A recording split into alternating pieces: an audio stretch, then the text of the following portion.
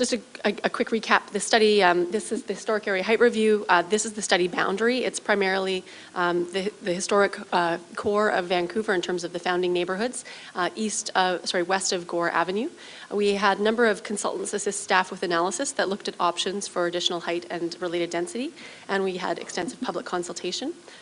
Brent went through some of that. This is just a quick recap of some of the consultation meetings we held in the spring of 2009. And I won't walk through all of that. What that all fed into were the staff recommendations, which went to Council in January of last year. And I'll just recap what Council decided. They affirmed the importance of the historic area in terms of its social, cultural, economic, and built form value. They affirmed that the building height and scale should continue to reinforce the prevailing heritage context. And as part of that, they determined that new buildings should have the appropriate heights for new buildings would be between 50 and 120 feet, depending on where they're located. They made no changes to the Gastown or Victory Square zoning in terms of heights or policies that would guide rezonings. And they endorsed a moderate height increase in Chinatown with some related policy amendments to support economic revitalization. In addition, Council, this is something that Brent had touched on, endorsed 2 specific sites for higher buildings at generally 150 feet through rezoning. And they requested that staff report back on an additional number of higher building sites, generally at 150 feet in Chinatown South, which is one of the zoning districts in Chinatown. They requested that staff report back on the necessary bylaw and policy amendments to implement their decisions, and there's some technical detail, and I'll walk through that quickly, but please feel free to ask questions because some of it is a bit complex. And they also requested, in response to some significant public comment that came forward at the council meeting and throughout the process, that staff undertake some new work. And part of that was a social impact study on new development on the low-income community. Also, they asked us to undertake an economic revitalization plan for Chinatown with a focus on immediate and short-term actions. And they also wanted staff to scope an integrated downtown Eastside community strategy. I'll just give a quick recap of what the report we're bringing forward this week includes. And one thing I will mention is that those new pieces of work are, there's a brief update in the report, but the work is underway. So the report that we're focusing on for this week is implementing the height-related decisions. So first of all, there is, to implement these decisions on height and scale, the big new piece of policy is a rezoning policy. There's a draft presented for council. Pardon me here. Yeah, I'm trying to do that. The second big piece here is the supports for Chinatown's economic revitalization with a report back on these additional potential higher building sites, some bylaw amendments, design guideline amendments, an amendment to the transfer of density policy, and in addition, through the process since last January, we've received over 10 letters from Chinatown community groups related to the potential new development that might happen in that neighborhood and how they would like to see the public benefits that might result be utilized. So we've asked council to receive those letters for information. The last thing the report asks is, it puts forward for council consideration that they require new development in Chinatown and on the higher building sites to include adaptability into district energy heating through the choice of energy systems being a hydronic heating system. So this is all in part to help meet the city's environmental goals, and staff have determined that that can be done with a minimal cost to construction. So just quickly to walk through the big pieces that the report brings forward. The rezoning policy, the purpose of this is really to clarify where and how higher building rezonings will be considered. As Brent mentioned, there had been a lot of speculation, and the purpose of this policy is to clarify where and how buildings would be considered, and that there will not be other consideration for the Woodward scale of developments that we've been receiving proposals for. The other piece is that building forms should continue to reinforce the heritage context through their scale. There are some detailed urban design guidelines included in the policy that speak to that. The other piece is that this policy is a layer on all of our existing policies, so the approved plans and policies and guidelines that already are in the neighborhood would continue to be respected in these types of projects. And all of the rezonings would require public benefit contribution, and that would get reviewed through site-specific analysis and would include the appropriate public consultation and ultimate decision by council at a public hearing. In terms of these two specific sites, there are the addresses. I'll show you a map in just a minute that shows you where they are. One is 99 West Pender, one at 425 Carroll. There were 2 additional sites that were not supported. In terms of Chinatown South, the rezoning was for approximately 120 feet, up to a maximum of 120 feet, and then a report back on these limited additional sites for higher buildings. And rezoning in terms of the Hastings and Main area, the portion west of Gore, there was an endorsement for consideration of up to 120 feet. Here is a map that indicates where those 2 particular sites are located, and then the Chinatown South is the dark bold area on the bottom of the map there, and the dotted area is the Hastings and Main zone.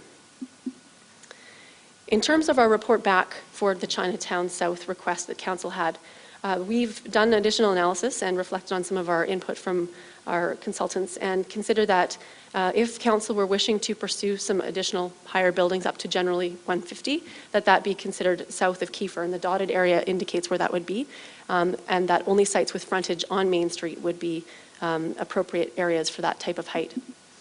The purpose for that is to minimize the impact on the historic Pender Street, which is the HA1 area of Chinatown, which has been nominated for National Historic Site status and currently has a maximum of 65 feet. So in order to ensure that there's a respect for that area, we want to ensure we recommend south of Kiefer. This also would establish a sub-pattern for Chinatown South as councils endorse a rezoning for 120. This increment of 30 feet additional would help to further define Main Street as a neighborhood high street and the important corridor that it is. Also, the width of Main Street supports some additional height. It's much wider than any of the other streets in Chinatown. So you could still have a pedestrian scale development at these heights. And again, the scale would be mid-rise, and that's required through the design guidelines. And finally, the Olympic Village view cone, which Kevin's piece of work will speak to, I'll just give a quick recap, is consistent with this recommendation, as it's from the new Olympic Village plaza and seawall walk that overlooks Chinatown, and we needed to ensure that both of these pieces of work were consistent in terms of what they recommend. Here is the indication of what possible sites we may see come through this policy. Generally, we've identified that a minimum lot frontage of about 75 feet is required in order to accommodate buildings of approximately 150 feet. And in this area that we've said where they could happen based on urban design analysis, there are about 5 sites that we would envision. Some of the sites have recently been developed, others are heritage, and we wouldn't see those redeveloped. This is the Olympic Village view cone that Council adopted in January 2010, and I'll just walk you through what the implementation recommendation is.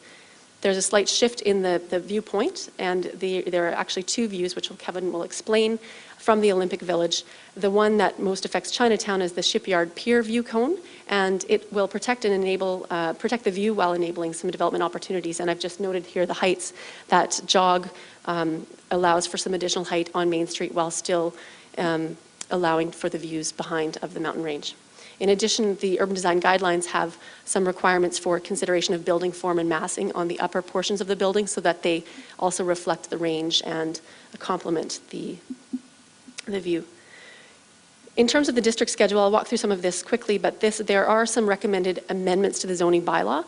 One is related to height, and Council did endorse for the historic Pender Street HA1 an increase from what is now a maximum of 65 feet to a maximum of 75 feet. And for Chinatown South, there currently is a maximum of 90 feet, but it's a conditional allowance, and what is being recommended is, and Council had asked staff to bring back, is to make that outright with some updated design guidelines, which are also included. And there's some other minor amendments in terms of the zoning bylaw related to a rear yard setback and to a wholesaling Class B use. In terms of the design guidelines, there are 2 separate guidelines in Chinatown. One is for the historic Pender Street area, and one is for Chinatown South. Both have been updated with some new wording on design philosophy and principles for the area, with some specific amendments related to height, criteria for courtyards and rear yard setbacks, and there are also some new illustrations. And the overall intention is to illustrate and allow some flexibility that currently isn't in our design guidelines related to contemporary architecture and response in historic Chinatown. And this has been developed with our urban designers and our heritage planners and been worked through our city advisory committees on heritage. In terms of the transfer of density policy and procedure, the amendments are to, that what Council asked us to bring back is to allow heritage density transfer into Chinatown South, HA1A. And I'll just mention that this area, why there's been some tolerance for some additional height, is that there are fewer heritage buildings there, and there are some larger developed properties already. Part of the history of the historic area is the lot sizes, and we see a lot of smaller 20-foot, 5-foot lots, and Chinatown South has larger lots which could be redeveloped and would not involve a loss of our existing heritage stock. This policy would allow the landing of this important incentive, which we currently have, of heritage transfer density to be located in Chinatown South. I'll just note that HA1, so the Pender Street part of Chinatown and Gastown, currently are not allowed to have any heritage land, and that would not change. This policy is still not to see heritage land in those areas, because heritage density, as we want to ensure that the scale remains as it is. And I'll just summarize here in terms of what the various amendments bring. This table here, I'll just point to that first, the map. Actually, I'll just show you the map there. There's the small portion of Kiefer Street that's just been highlighted. What's shown in the first column is the existing height in our zoning policy and bylaws. And then the two columns on the right identify where we have some changes that we're bringing forward for implementation by council. The blue is the development permit level, and this is in the zoning bylaw. So there's the change to the Chinatown height up to 75 and 90 for HA1A.